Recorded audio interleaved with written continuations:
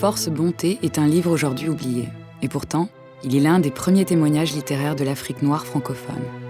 Son auteur, Bakary Diallo, est un ancien combattant de la Grande Guerre.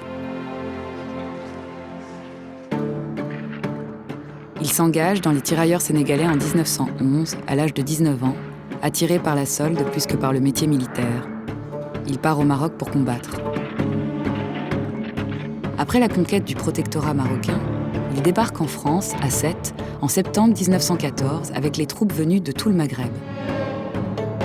Les Français l'accueillent chaleureusement, lui et ses compagnons d'armes. Au total, près de 200 000 tirailleurs sénégalais vont venir comme lui d'Afrique de l'Ouest. Mais la guerre tourne court pour Bakary Diallo, dont la mâchoire est fracassée par une balle allemande.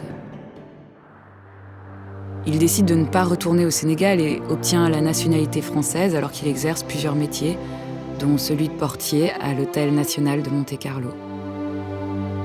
C'est dans ce contexte qu'il publie son témoignage autobiographique en 1926. C'est le portrait d'un tirailleur sénégalais et de sa guerre, un combattant qui ne savait ni lire ni écrire en arrivant en France. Le récit de Bakary Diallo, tirailleur, poète, écrivain, n'est pas seulement un livre.